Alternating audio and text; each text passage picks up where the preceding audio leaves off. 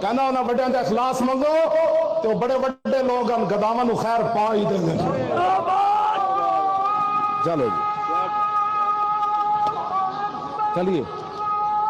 او بھابیاں دی اذان اے تے کڑا دے اے تے سور دے سور چلو چلیے.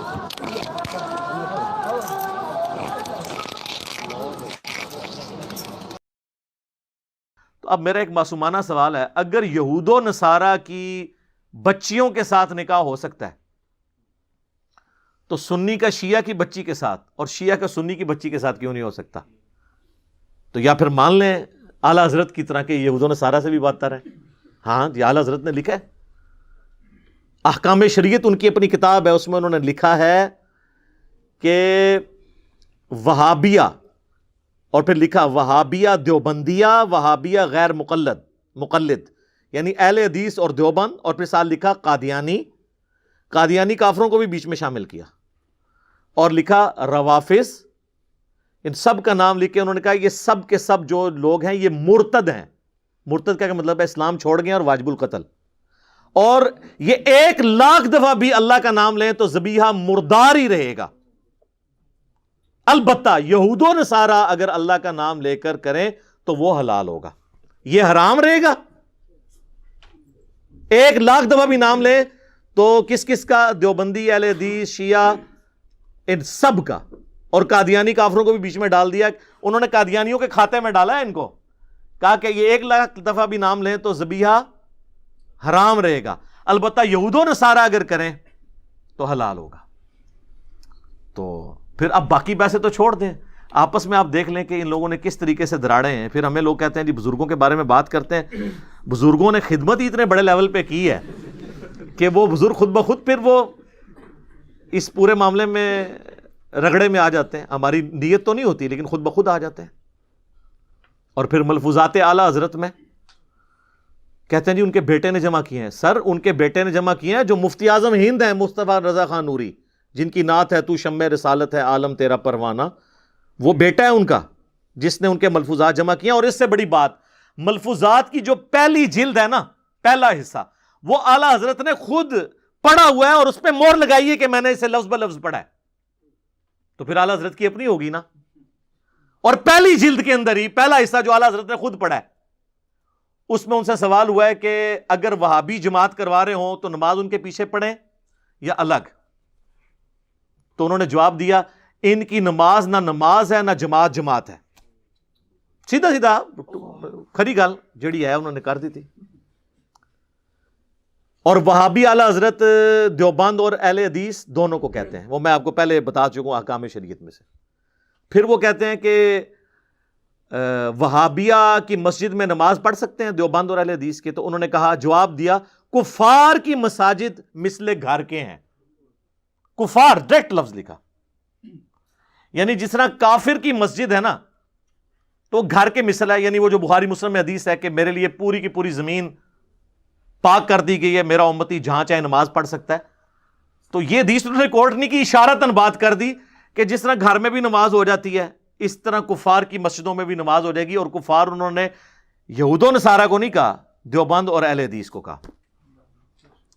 ابھی بات ختم نہیں ہوئی. پھر تیسرا سوال ان سے ہوا کہ یہ وہابی دیوبند اور اہل حدیث جب اذان دے رہے ہوں تو ان کی اذان کا جواب دینا چاہیے.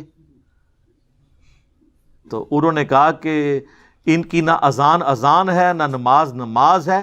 اور پھر کہا ان کی اذان بھی ان کی نماز اور جماعت کی طرح باطل ہے. بڑے وہ صحیح بات ہی انہوں نے کی، جب میں ان کی نماز ہی کہہ رہا ہوں نہیں ہوتی ہے تو اذان کی تو باطل ہے. البتہ جب اذان میں اللہ اور اس کے محبوب صلی اللہ علیہ وآلہ وسلم کے مبارک نام آئے تو آپ عز و جل یا جل جلالہ یا صلی اللہ علیہ وآلہ وسلم کہہ سکتے ہیں. باقی نہ ان کی اذان ہے، نہ نماز ہے، نہ جماعت ہے. بات ہی ختم کر دی.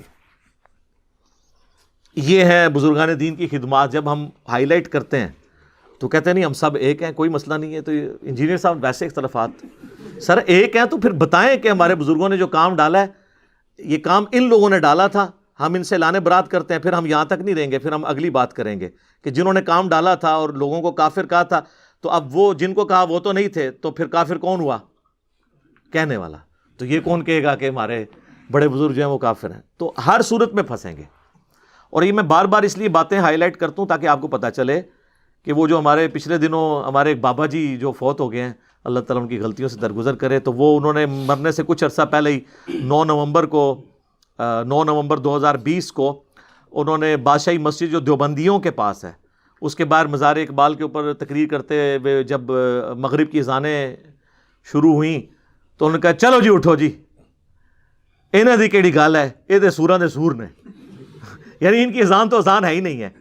تو وہ کہتے ہیں ڈبنگ ہو گئی یہ تو اعلیٰ حضرت کی تو اپنی کتاب میں لکھا ہوا ہے جو انہوں نے لفظ بلفظ پڑھی ہے، تو اعلیٰ حضرت تو ان سے بڑی ہستی ہیں، انہوں نے تو اس سے بڑی بات کر دی ہے۔ کہنا انہاں بڑیاں دا اخلاص منگو تو بڑے بڑے لوگ ہم گداواں نو خیر پا ہی دیں گے۔ چلو جی چلیے، او بھابیاں دی اذان اے تے کیڑا ادب ہے، اے تے سور دے سور ہیں۔ چلو چلیے۔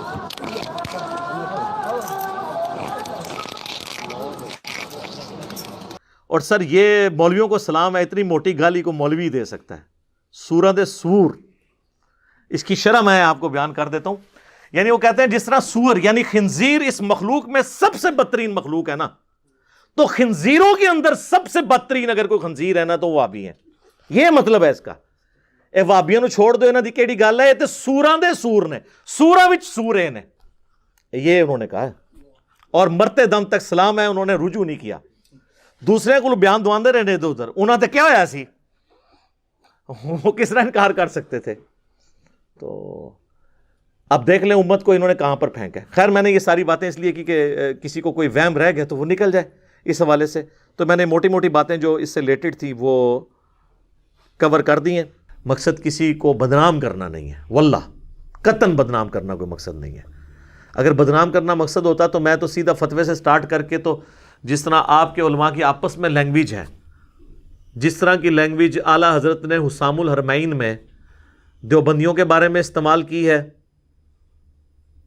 اور جس طرح کی جواباً المحند علی المفند کے اندر دیوبندیوں نے، خلیل احمد سہارنپوری نے اعلیٰ حضرت اور ان کے فالورز کے لیے استعمال کیا، میں نے تو اس طرح کی کوئی زبان استعمال بھی نہیں کی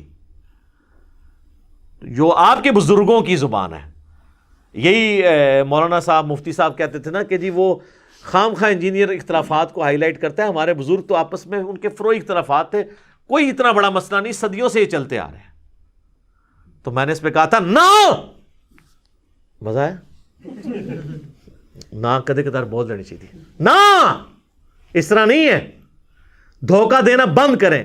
پرانے بزرگ آپس میں شیر و شکر نہیں تھے، شیر و شکار تھے۔ اور عرض کیا ہے پھر سے، اب لوگوں کو تو سن بھی یاد ہو گئے، ہاں جی 1905 میں اعلیٰ حضرت امام رضا بریلوی صاحب نے ایک کتاب لکھی حسام الحرمین، حرمین کی تلوار، اور انہوں نے کسی غیر مسلم پہ نہیں چلائی ہے، دیوبندیوں کے اوپر۔ اس میں انہوں نے 4 علماء دیوبند اور 5ویں غلام احمد قادیانی دجال کے اوپر کفر کا فتویٰ لگایا، اور بات کو کنکلوڈ کرتے ہوئے انہوں نے لکھا کہ یہ تمام علماء اور ان کے ماننے والے اور ان کے کفر میں شک کرنے والے بھی کافر ہیں، اس پہ اجماع ہے، یہ بالاجماع مرتد ہیں۔ یعنی بریلوی یعنی اگر دیوبندیوں کے بارے میں بات کر رہے ہیں کہ جی اپنے بزرگوں کے بارے میں شک کرنے والے، ان کو تو یقین ہے کہ بزرگوں نے کچھ نہیں کیا، تو کروڑوں دیوبندیوں کو فارغ کر دیا احمد بریلوی صاحب نے۔ شیر و شکار، یہاں پہ یہ شیر تھے اور شکار تھے دیوبندی۔ اس کے جواب میں دیوبندیوں نے کتاب لکھی المحند علی المفند، کہتے ہیں ہمارے بزرگوں کی تو زبان بڑی میٹھی ہوتی تھی، المحند ہند کی تلوار، علی المفند ایک پاگل سٹھیائے ہوئے بابے پر، کسے کہا؟ احمد بریلوی صاحب، کروڑوں بزرگوں کے امام۔ یہ کہتے ہیں بزرگوں کا ادب نہیں کرتے، آپ دوسروں کے بزرگوں کا ادب نہیں کرتے ہیں، المفند کہہ کے انہیں پکارتے ہیں۔ اس میں لکھا کہ احمد بریلوی اور ان کی جماعت ایک شیطانی لشکر ہے جو علماء دیوبند رضی اللہ عنہم پر حملہ آور ہو گیا ہے، 14ویں صدی کے علماء کو رضی اللہ عنہم، جیسا کہ شیاطین حملہ آور ہوتے تھے انبیاء پر۔ دیکھو کڈی کڈی نسبتاں ملاندے نے۔ اور یہ صرف ان کا آپس کا مسئلہ نہیں ہے، المحند میں انہوں نے آگے چل کر اہل حدیث کے بارے میں لکھا ہے کہ یہ وہابی جو ہیں، محمد بن وہاب صاحب اور ان کے فالورز، یہ خوارج کی ایک جماعت ہے۔ آج ویسے یہ سعودیہ سے ریال کھانے کے چکر میں ایک پلیٹ فارم پہ آئے ہوئے ہیں، ادروائز ان کے بزرگوں نے المحند سے بھی بہت پہلے، المحند میں تو انہوں نے ریفرنس کوٹ کیا فتاوی شامی رد المختار کا کہ ابن عابدین شامی نے ان کو ڈکلیئر کیا کہ خوارج کی ایک جماعت ہے. تو خارجی کہتے ہیں، اہل حدیث کو بھی خارجی، بریلویوں کو بھی فارغ، سب ایک دوسرے کو فارغ. اور لوگ کہتے ہیں جی انجینئر آ کے اختلافات کو بھڑکاتا ہے. سر میں نے کہاں سے بھڑکایا؟ یہ تو سب کچھ آپ کے بزرگ کر کے گئے ہیں. پھر کہتے ہیں گندی مکھی ہے گند پہ بیٹھتی ہے. ہاں مجھے انہوں نے کہا گندی مکھی ہے اور مکھی گند پہ بیٹھتی ہے. میں تیار ہوں جناب، بس صرف یہ بھی سال بتا دیں یہ گند پھیلایا کس نے تھا.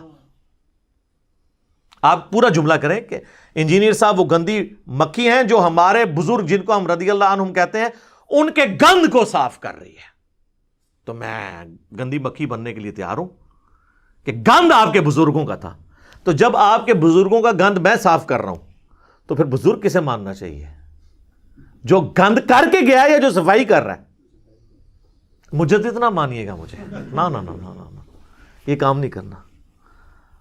تو ہم یہ چیزیں ہائی لائٹ اس لیے کرتے ہیں کہ جب تک بابوں سے دستبردار نہیں ہوتے نا اور کتابوں کے ساتھ نہیں جوڑتے اور صرف ان بابوں سے جڑیں جو کتابوں کو حق مانتے ہوں، جن کتابوں کی بنیاد پہ انہوں نے عزت اویل کی تھی.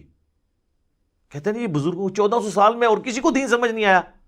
یہ کب ہم نے کہا ہے؟ ہم نے کہا 1400 سال سے جو دین آپ بتا رہے تھے نا کتابوں میں، وہ جو آپ کو کتابیں دیتے رہے نا وہ خود بھی اس پہ عمل نہیں کرتے تھے. کہتے ہیں نہیں بزرگوں کی نسبت سے کتابیں آپ تک پہنچی ہیں.